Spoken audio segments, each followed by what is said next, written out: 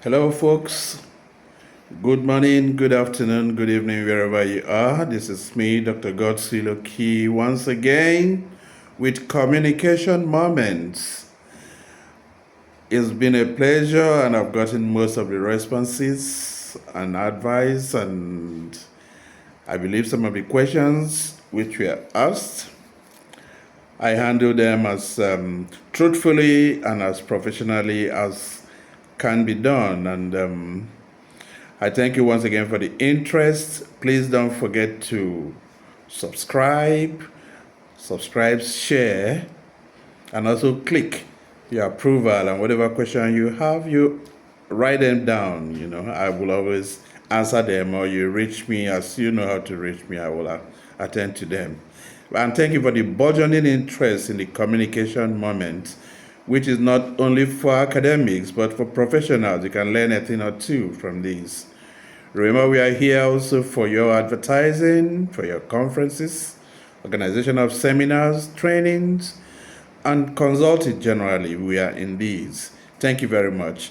We've done a lot. We'll spend some time on talking about branding and all the other paraphernalia associated with branding. Today we will round up and then go into other aspects within the integrated marketing communication mix. Look into them a bit more deeply than we've done so far.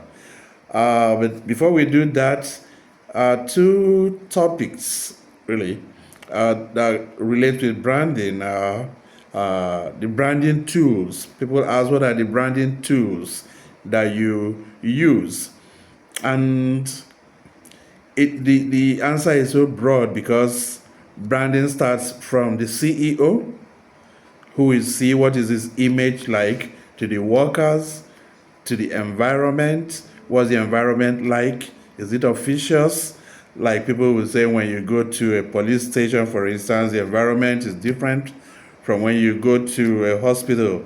The environment, the atmosphere around it is different. Or when you go to a restaurant or something, it's also different. So those are the things that determine, these are still tools.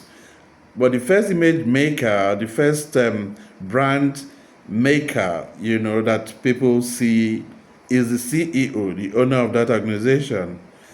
If he or she is reclusive, people may not know so much about the brand until you get close to that. And then they look at other aspects. What are the books like? The books here, we're talking about the financial aspects, And when you get into the physical environment, well, how are the people? How do they behave? Are they friendly?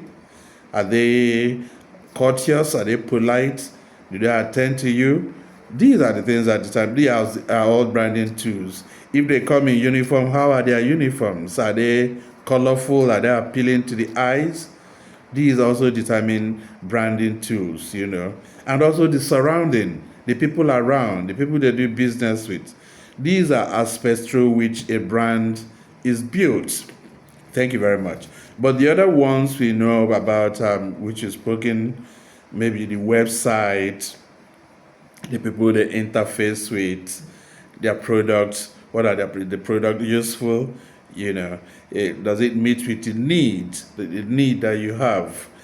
Then you talk about television, radio, newspapers, and other small media types. Word of mouth is also very important. That's why the customers should be treated well, because if you have a negative word of mouth, WOM, WOM, it can kill a brand faster than any other thing.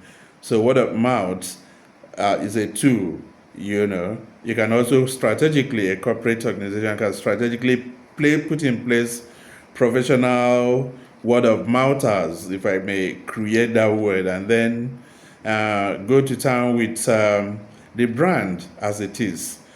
But the danger there is that it must correlate with what a potential buyer will find when he thereafter uses that brand.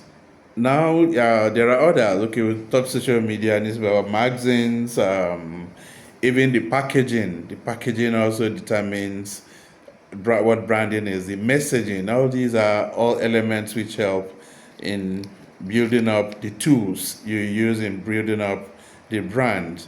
And also the society. What's the relationship of the brand to the society? Does it solve societal problems?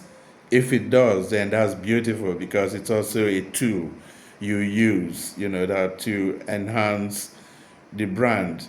Now, the other thing we will look at slightly, somebody talked about brand extension.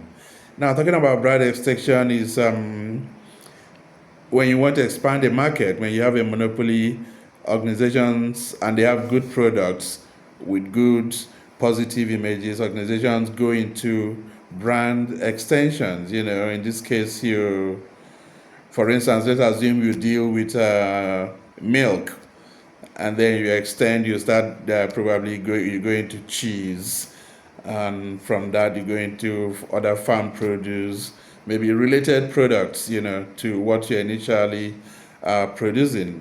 That's what brand extension is all about. It has its positive, but it has its negatives. The positive is that the brand itself becomes better known. The brand becomes a shield, becomes a prop on which you hold up all these other products which are associated with it. And you can expand, you expand the market, you handle competition, you go into areas which originally are not within the interest of that brand. But the dangers, there's a lot of problems, associated with brand extension. It can also destroy the brand. It can fritter away the goodwill associated with that brand. If the other extensions, if the other products which you have a franchise with, so to say, with your brand name, are not doing so well, they could also relate it to the parent brand.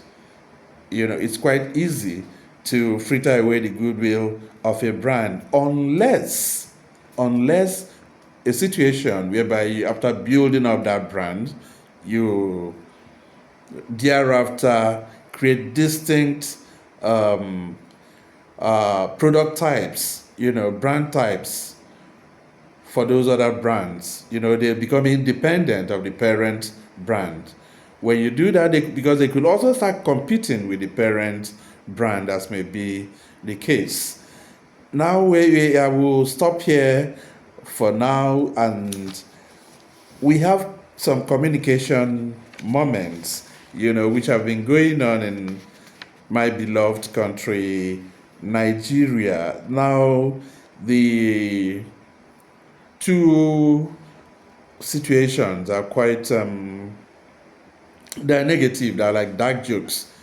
A certain governor of Imo State, Hope Uzodinma, I guess when he was praying for the soul of the ex-president that died, talking about President Buhari, referred to the incumbent president and wished him more or less safe journey, for his demise.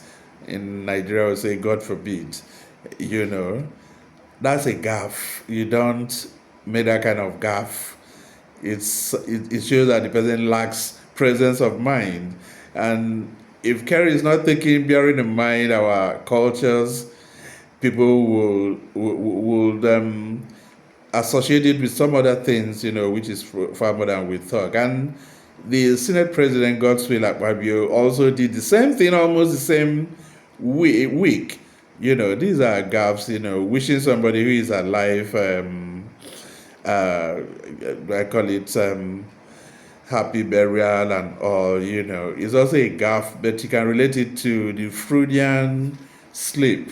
It means that they have the current president in their minds. I don't want to say maybe they think other things about the current president and want to associate him with that. These are gaps. These are things that darken the communication moments. Then we have the Bonde Akpabio, I think the governor of Edo State, a state governor. He's supposed to the chief security officer of a state threatening a person of another political party. You don't also do that, and insisting on it.